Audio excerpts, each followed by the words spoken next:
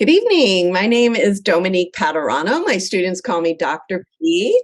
I am the president and founder of Crimson Coaching, which provides academic tutoring, test prep, and college consulting to students worldwide. This talk is called Introduction to American Colleges, Universities, and Applications. So just a little bit about me. Before I founded Crimson Coaching to work one-on-one with students in 2014, I was a high school teacher. I taught history for on and off for 10 years. In the middle, I got a Ph.D. And, I just love this talk because after I graduated from Harvard, I actually went and studied abroad in France for a year. So I have a lot of sympathy for people who perhaps didn't go to school in this country and now their children perhaps are attending or want to attend American universities. Sometimes people ask me, why did you name your company Crimson Coaching? My alma mater is Harvard.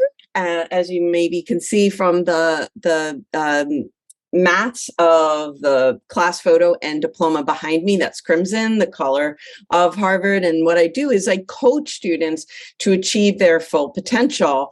And I developed this talk so that I could really give you the power of just knowledge and an introduction to what is likely, if you did not grow up in this country, a very different university system than probably existed in your home country of origin.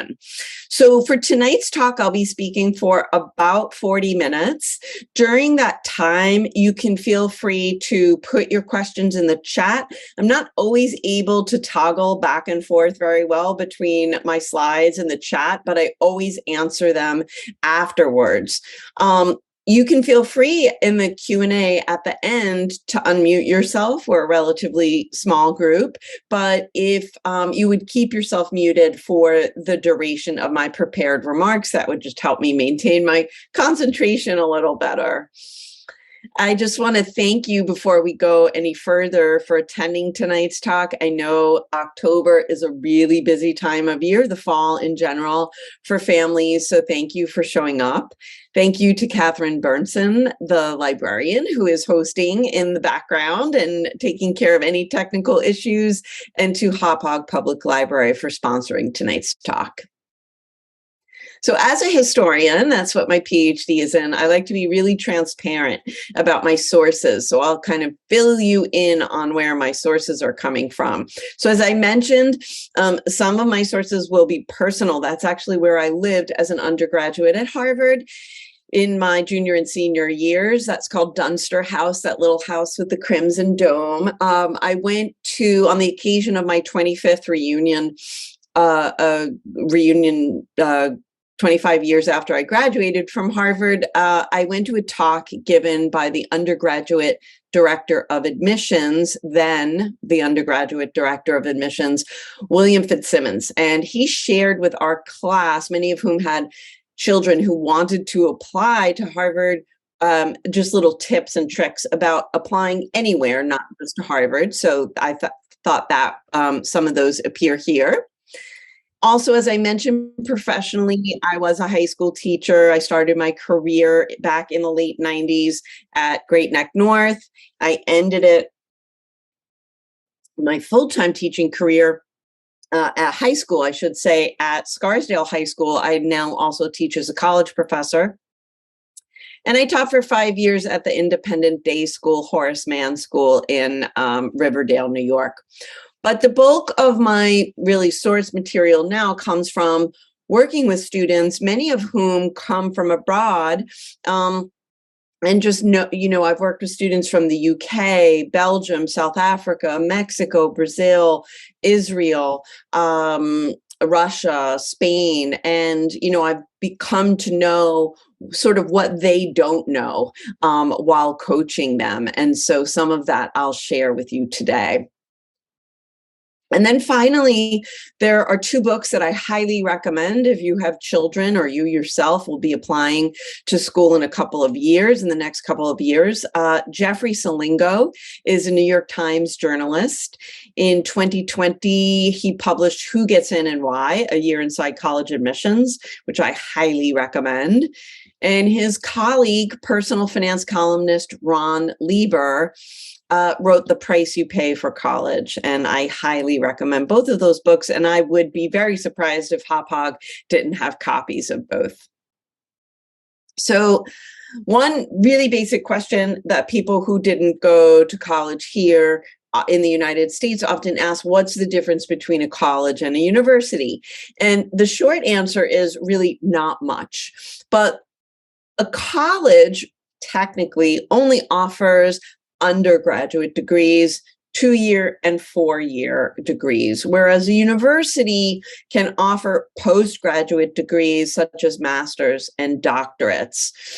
However, more and more colleges that were designated colleges when they first opened and maybe only offered 2- and 4-year degrees have sometimes evolved to offer masters or even doctorates, but they haven't really changed their name. So really, you will find many colleges that also offer graduate degrees as well. Like the United States itself, our post-secondary educational system in the United States is very diverse. There are over 5,300 colleges and universities. Some are private and for-profit. For the purposes of this talk, I will really not be including them because I generally don't advocate students go to them because sometimes they go out of business. And then if you are in the middle of getting your degree, you may have to start all over elsewhere. There are private but nonprofit universities like Harvard, like MIT, there's different, Stanford, those obviously, even though they're nonprofit, it still costs money to go there. And then there's public, which are also de facto nonprofit, universities and colleges that usually are chartered by the state, but in large cities like New York City, also San Francisco, there are also city colleges at the city system also as well. But we do not have, unlike in other countries, for instance, in France, there are not really national universities. Generally, these are a lower sticker price. However, depending on a private college's endowment and your family's financial need, you actually may pay less at a private college than you would at a public college. I myself am not a financial aid expert, but I can just tell you anecdotally, I myself got a lot of money. My father was a police officer. My mother was only starting her teaching career back when I went to college. So I got a lot of loans and also aid at a school like Harvard, which does have a great endowment. But, even at schools with less of an endowment, you may get merit aid to go there.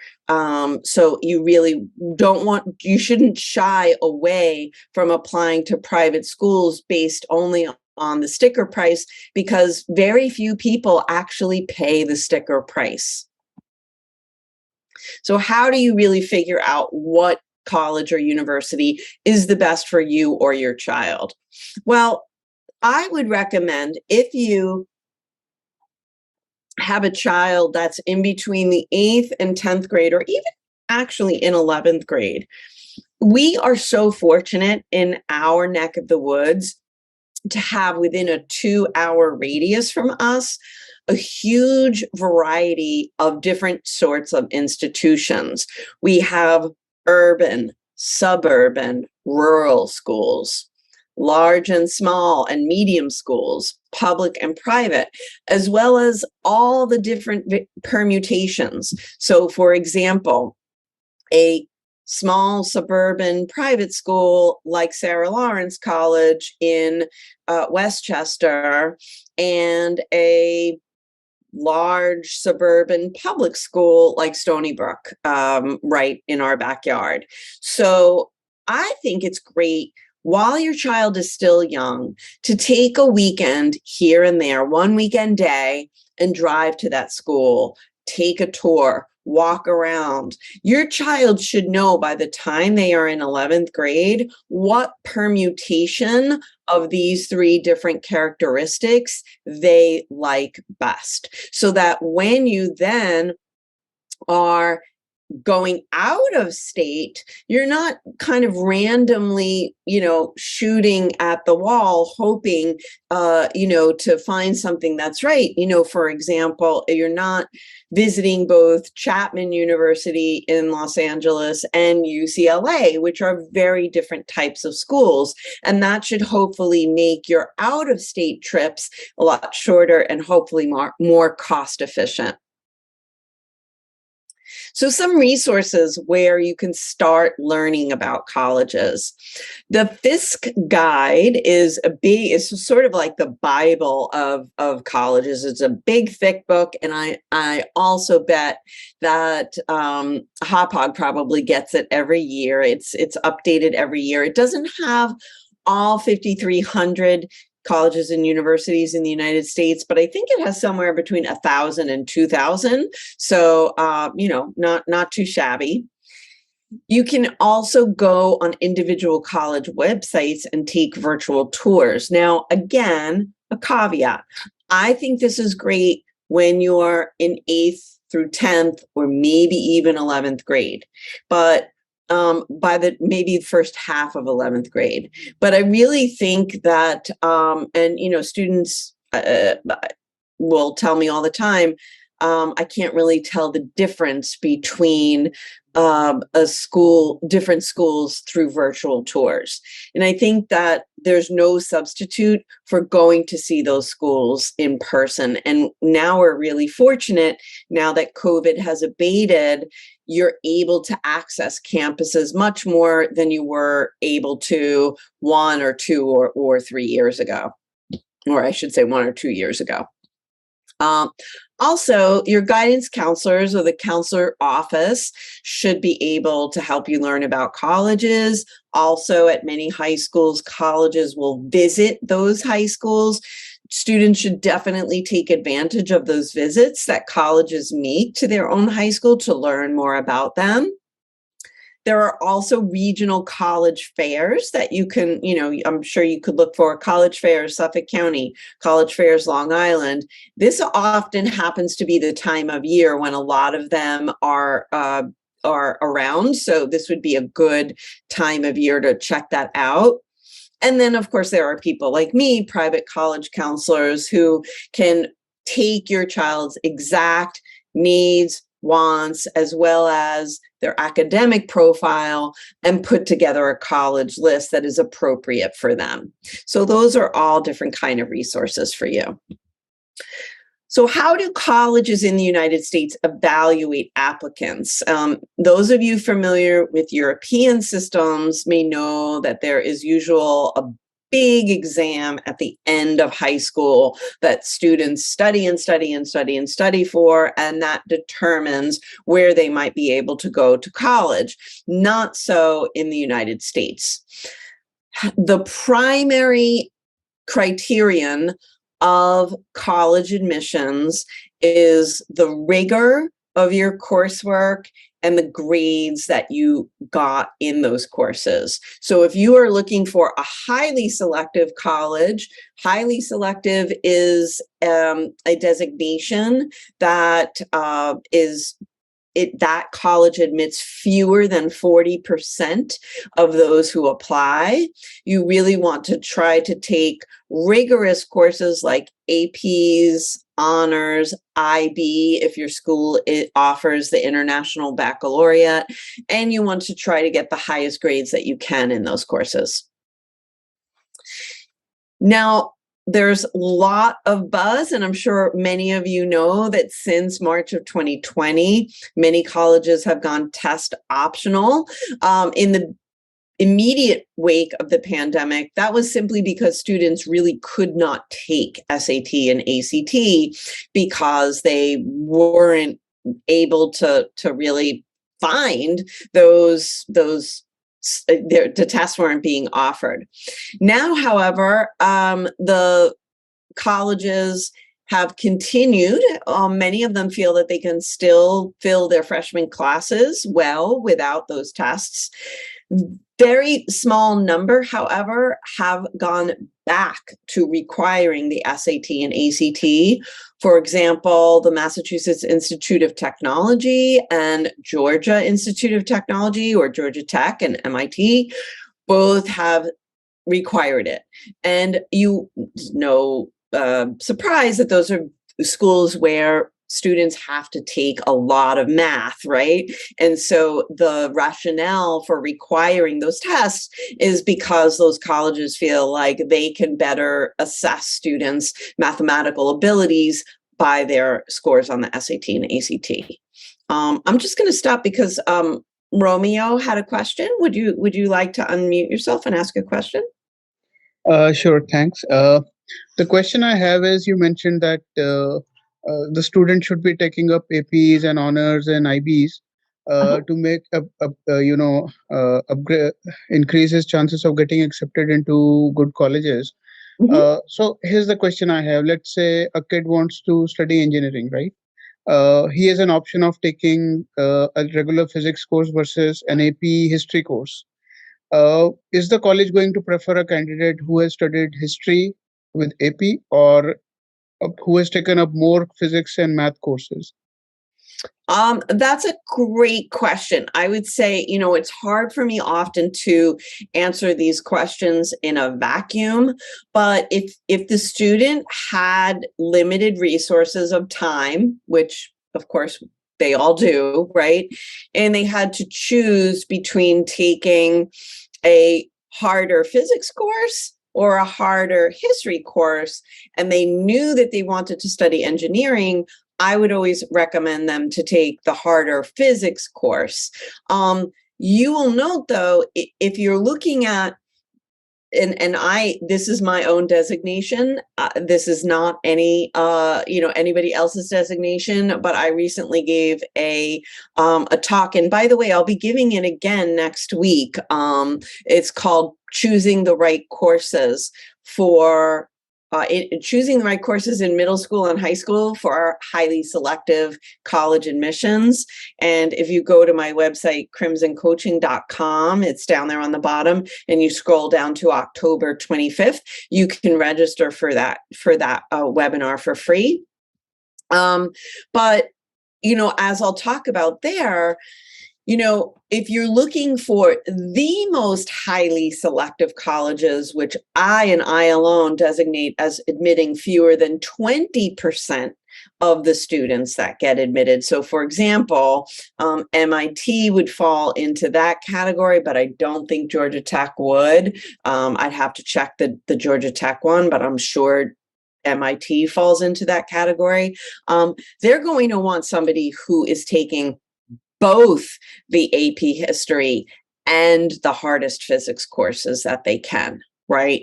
So another question that people often ask is, if you're getting poor grades in those AP classes, is it better to drop down to a regular class? My general rule of thumb is that if you're getting a B or better, stay in the AP honors track. But if you're getting below that, drop down, because psychologically that's going to do a lot for the student. It's probably also taking away too much time from their other courses, and a C is not going to look good for any highly selective college. However, again, if you're looking at the most highly selective colleges that are admitting, say fewer than 20% who apply, you're going to need an A in the AP courses too. So, it all kind of depends on where you're applying. Okay, thank you. Sure. So one of the biggest differences between colleges abroad and colleges in the United States is that colleges in the United States do look at students' extracurricular activities. They don't count for nearly as much as the grades and coursework do, and oftentimes students are really upset to hear that, because many students put many, many hours every week into their extracurricular activities. And I often find that that's a little foolish if it comes at the expense of their grades. So unless you're really playing at the national level and have a very good chance of getting recruited by a school, it's extracurriculars are great, but if they are taking up so much time that they're driving your grades down, you probably want to rethink whether you should be doing as many extracurriculars as you are. Colleges will also require 2 teacher recommendations. Generally, they should be from the junior year, although they don't have to be. If you're applying to an academic school, you should, for a liberal arts or engineering, you should get one of the main subjects, math, science, English, history, or foreign language. If you're applying for an art or music school, you can have one of those be from an art or music teacher as well. The guidance counselor will also submit their own recommendation of your child. And then the college application essay is becoming an increasingly important part of this overall application, because so many students are opting not to submit the SAT and ACT. So when people say, well, how important is the college essay? I'll say, well, now instead of having 6 items by which they can judge your student, now they only have 5 if you're not applying with test scores. So now that has just taken on a much more important dimension. So I would not sort of, even by the way, for engineers, I have worked with several engineers in the past, and, now even engineering students need to be able to write. So in the United States, I'm sure many of you, if your children are already in high school, that some schools give grades on a 100-point scale, others on an A through F scale, with A being the highest. And oftentimes it's sort of converted into a 4-point average. So the GPA, or grade point average, is out of 4, but now many schools also often go beyond that in order to reflect the added difficulty, say, of AP or IB scores. In general, it's okay if a student's 9th grade grades are uneven, right? The transition between 8th and 9th grade is a very difficult one for students, and students who are current seniors had experienced in the end of their 9th grade COVID. And so, that's okay. I would say, generally, and again, the current senior class had 10th grade basically at home. So again, their grades may actually have dropped, and I believe college admissions officers are aware of that. But for most students, say those entering 9th grade now, or even having entered 9th grade last year, you need to really be showing progress by 10th grade if your grades in 9th grade were uneven. So regarding those standardized tests, just a generalized introduction to those of you who are unfamiliar with the SAT and ACT. The SAT, and I would say that this is going to change, just so that you know, the SAT will still have reading, grammar, and math on it in 2024, but it is going to be shorter. Currently, there are 149 questions that students need to answer in 160 minutes. 1,600 is the maximum score. There are two, the reading and grammar go into their evidence-based reading writing score, which is out of 800. And then there's two math scores, one with a calculator, one without a calculator. That's also out of 800. The ACT is the competitor to the SAT. They're accepted interchangeably by colleges. The ACT also has 4 sections, but rather than 2 math sections, it's got a grammar section, a math section, a reading section, and a science question. The big difference is the pace of the ACT. You have to answer 66 more questions than the current SAT in only 15 more minutes. So the SAT goes at a much faster pace. The other big difference is the scoring system. A 36 is the maximum score.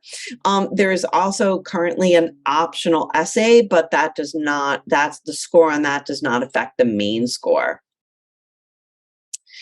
I believe that test optional admissions are definitely continuing at most schools up until 2030. Many of the schools have already announced that. And I would imagine that is sort of the future. And I say that because the University of California system has changed from test optional to test blind, which means that you cannot submit your scores to the University of California system anymore. And I believe that is probably a bellwether of what's to come beyond 2030. But we'll see. If things go really bad at University of California, maybe they'll go back to the test. For now, though, for students who come from Long Island, where there's a lot of competition, there are a lot of good high schools, a lot of students heading to college, I would strongly recommend at least trying to take one of these tests and not just walk in having not prepared. I mean, prepare for them and give it all they got, because if they get a good score, it can help them. If they don't get a good score, well, then they can always withhold that if the school is test optional. There's a lot more to say about standardized tests that is beyond the scope of tonight's talk. But if you go to youtube.com/Crimson Coaching, you can find my to SAT or not to SAT video where I go into this slide in much, much, much more detail. So in terms of extracurricular activities, right? Oh, there's a spelling error on my slide. I'm sorry about that. I have 2 TIs. It's very, those of you who perhaps may have heard about college admissions, say among your American friends in the 80s and 90s, the buzzword then was the importance of being well-rounded, doing a little of this, a little of that, and a little of the other. Now, colleges are looking for much more specialization. And one great way to do that is a passion or an impact project. Again, I go into that much more into detail in a whole talk I give on impact projects. But this would be a sort of independently led project that a student directs themselves, either with or without a mentor. I happen to mentor students doing these, and that can show and really dovetail nicely with a student's, say, college essay or their plans for study. So for example, I mentored a student who is now studying psychology at UCLA, who started a tutoring group of elementary school students among her, she sort of corralled her high school friends to tutor those younger children. And she did a psychological research study in looking at what's the impact of having a big brother, big sister type of relationship on those younger students' self-esteem. And she developed a questionnaire, which she delivered before and after. She wrote that study up in the style of a psychological research journal paper. And even though, she encountered many obstacles because she was doing this at the height of COVID, I believe her resilience in responding to those challenges and then in writing about them for her college application was part of what got her accepted to UCLA. Just so that you know, out of school activities are fine. So often, students don't have the activity that they want at their high school. That's totally fine. Extracurricular activities are great because they don't just show up in the list form on the Common App, which is the portal through which students will apply to most of these colleges, but they also can serve as fodder, as I sort of just suggested, on the main college essay and on supplemental essays that colleges will require students to write. In all of these activities, you really want to be aware of paid trips, especially if they are the main or the only activities that a student has. I think colleges are very wary of, my parents paid for me to go to Costa Rica and build a school. It's wonderful, but I think that they are much more interested in authentic activities that you yourself are really interested in, and frankly, that parents don't have to spend thousands and thousands of dollars on. In terms of teacher and counselor recommendations, the big difference that I think most students kind of leave these recommendations up to chance, and they don't realize that they have a real opportunity to shape what those recommendations will say by cultivating a relationship with these adults from the 9th grade onwards. Students, I recommend visiting teachers, visiting counselors so that they get to know you. Students are sometimes very uncomfortable in speaking to adults, but I do think that this will pay dividends when those teachers and counselors can actually put in how well a child can converse with them and how much they've grown over the course of the 3 years of high school. I recommend that juniors directly ask the 2 teachers whom they're thinking of asking for letters of recommendation in May or June before they leave for the summer. First of all, teachers who teach juniors are often bombarded by requests for letters in September. So much better that you get in on the ground floor. And some schools actually limit the number of letters that junior teachers can write because it just becomes, for instance, I used to teach juniors, and writing 25 letters of recommendation is a lot. It's very time consuming, and teachers don't get paid extra for that. So you want to make sure that your child gets in on the ground floor, but also don't just ask, will you write me a letter? Ask, will you write me a strong letter? Because a lot of times, if your child has not cultivated that relationship with the teacher might not have anything outstanding to say about your child. I myself was the type of teacher who would much rather, sort of break a student's heart. I only had to do this once in all my years of teaching, but I did do it when a child asked me, will you write me a letter? And I said, I think you'd be better off asking somebody else for that letter. And they did, because I didn't want to sabotage their chances of getting accepted to the college of their dreams. Not every teacher is okay with having that conversation, so they may write you a lukewarm letter, which is definitely not what you want. So make sure that it's a strong letter. You should also offer to give them a resume, give them a transcript, ask them what they need to write you a good letter and when they need it by, so that that letter is uploaded to Naviance or Score or whatever system your school uses, so that that's in by October 1st. So let's just talk very briefly about what the college essay is. When I'm talking about the college essay, I mean the 650-word personal statement that's an answer to one of 7 questions put out by the most common portal in the United States, which is the Common Application. It is not the only portal, however. Coalition is another portal. Universal is much less widely used. Those of you who might be from the UK may know UCAS.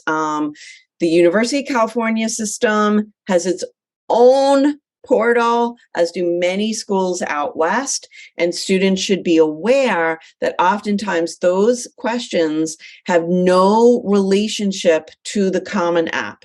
So you're writing a 650-word essay for the Common App, and then, for example, if you want to apply to UC Berkeley, for example, you're now writing 4 personal interest questions of 350 words each. Very different. That is a lot of writing. And so, in addition, many competitive schools require supplemental essays that can range anywhere from 25 words up to 650 additional words. This is beyond the personal statement that the Common App offers.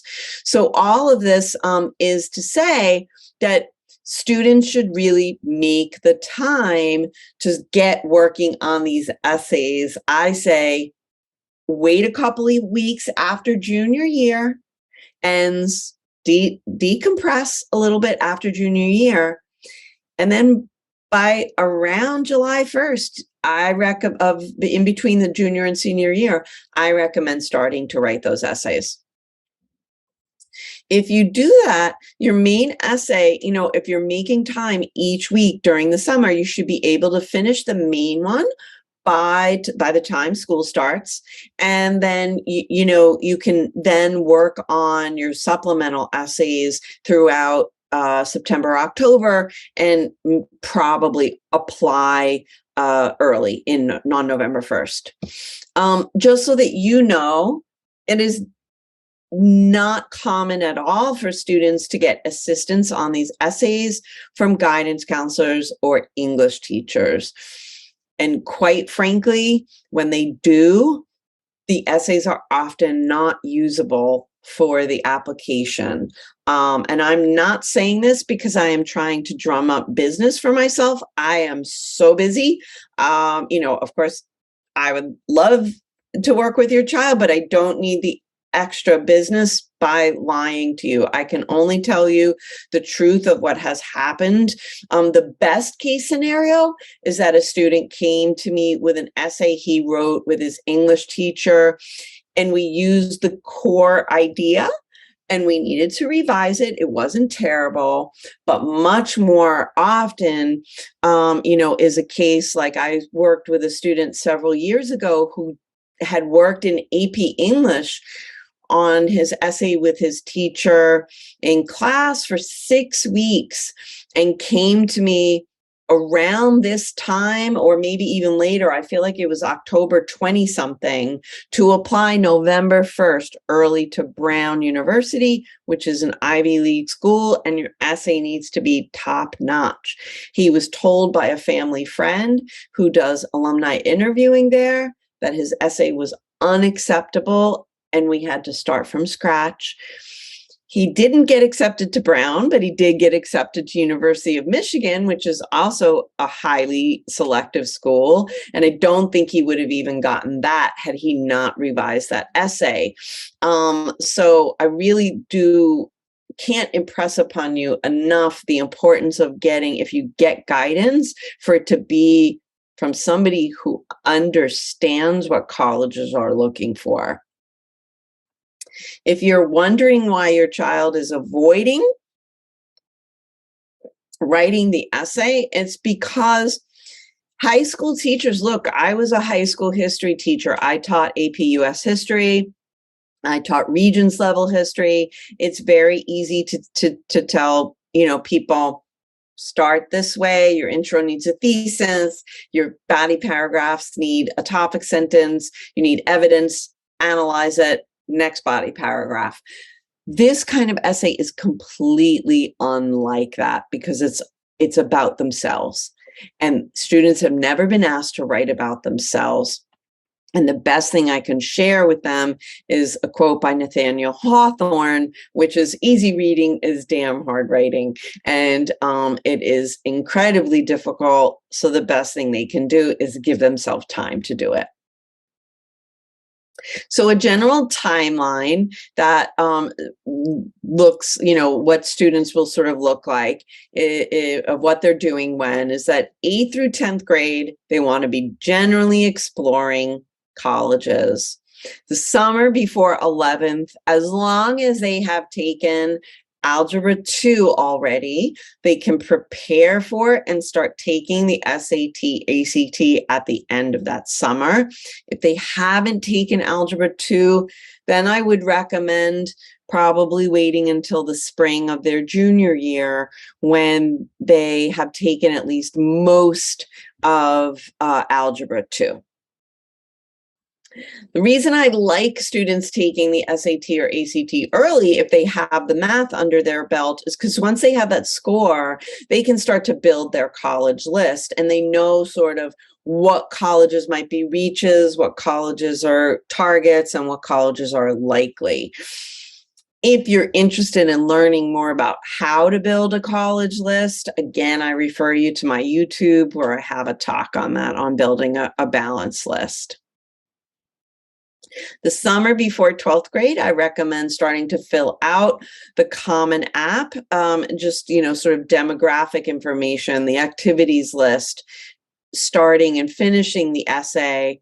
And then in the 12th grade, autumn and winter, finishing the supplementals, apply early for the school you really want to go to on November 1st or 15th, and then apply regular decision for other schools in January.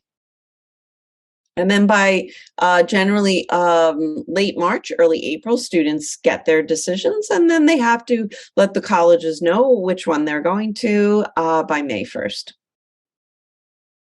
So that's tonight's talk. If you'd like to receive Dr. P's college app tips, which is a little virtual handout I have for you, please feel free to email me at info@crimsoncoaching.com for that. You can like Crimson Coaching on Facebook, but I will admit that a much better way to get news of upcoming talks is by going to my website, and on the homepage, there is a little black banner that says, sign up for our Desk to Nest newsletter. The newsletter comes just once a month.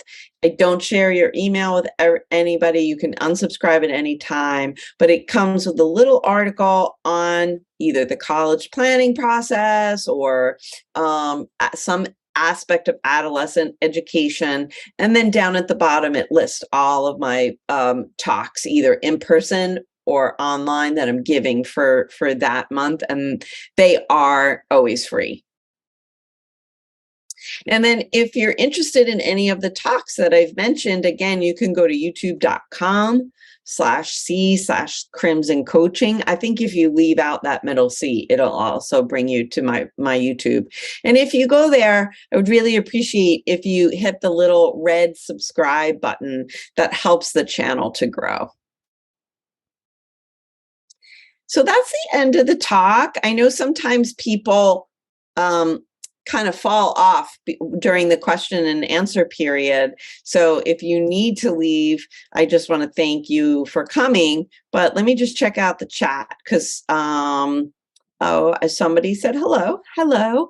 But I'm happy for you to either write your question in the chat, or there's so few of us, feel free to unmute yourself if you have a question now. So the question in the chat is, if an 11th grader did not take the SAT this past summer, can she still take it this coming August? Yes, but I would not wait that long.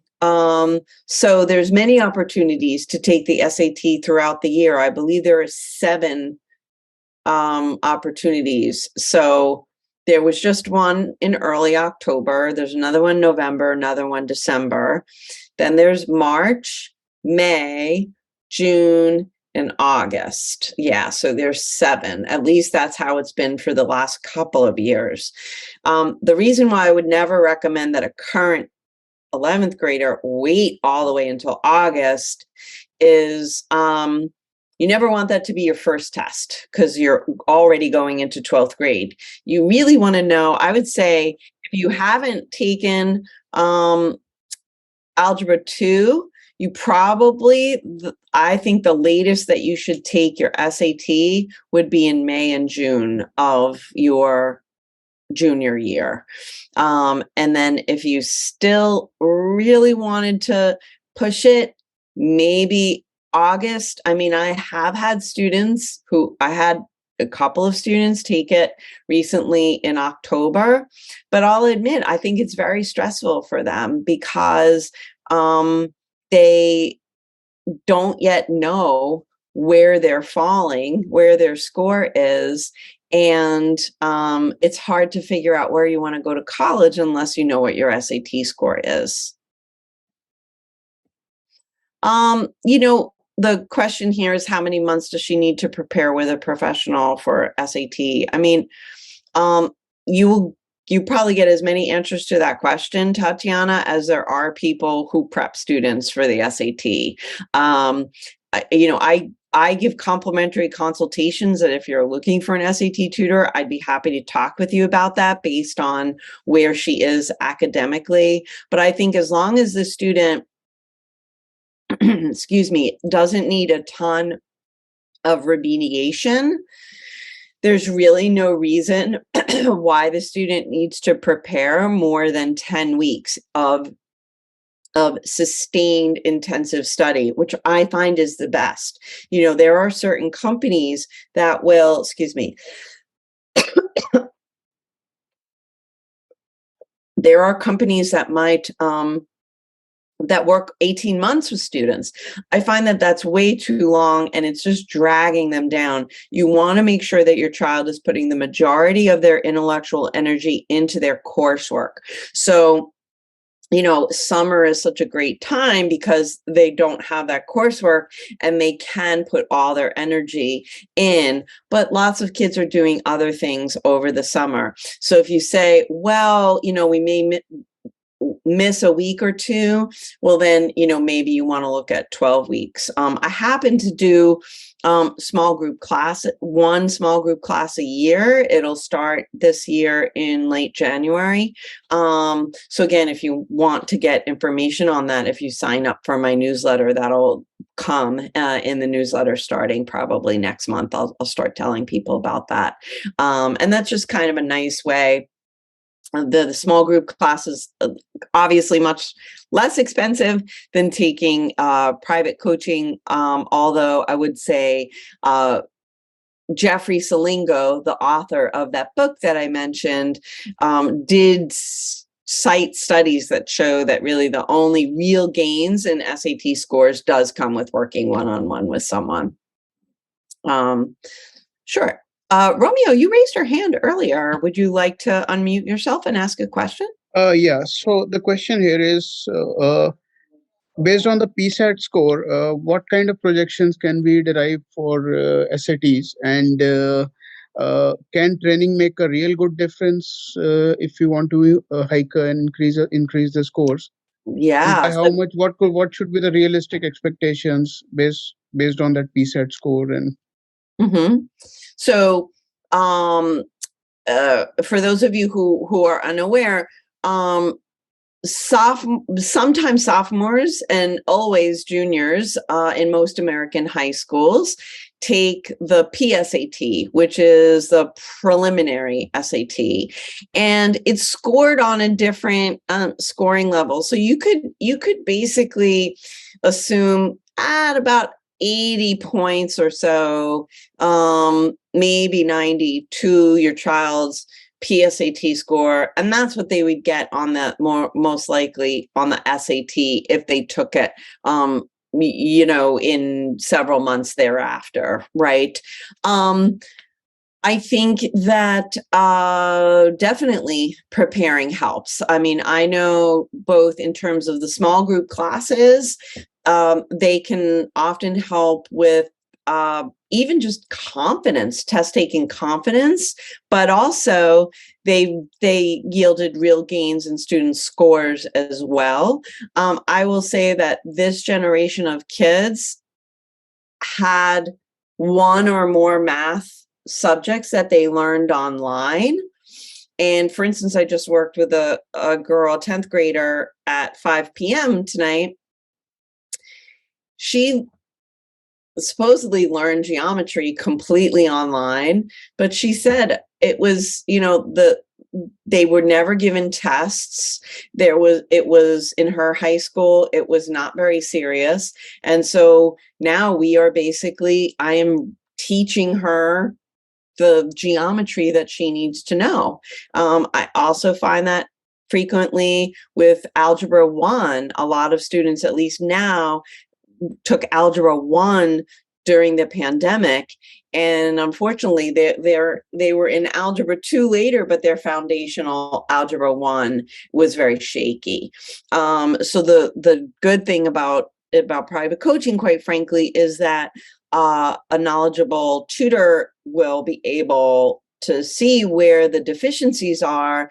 And so, for example, this girl who had in essence, no geometry at all, we're going very slowly over that. But to make up for that, I'm sort of giving her other things that she feels more comfortable with to do on her own. I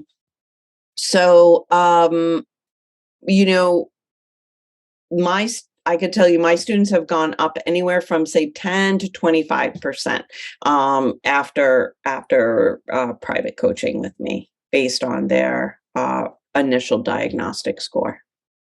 Okay, thank you. Sure. Any other questions?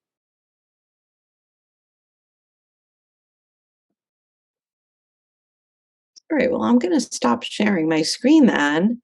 Thank you all so much for staying and for coming out tonight. It was really nice hearing from a couple of you. And, if you have any questions, feel free to email me. Like I said, on my website, on the contact page, you'll see there's a sign up link for a free 30-minute consultation. And I'm happy to give that to people if they're thinking about essay coaching or SAT coaching or any combination thereof.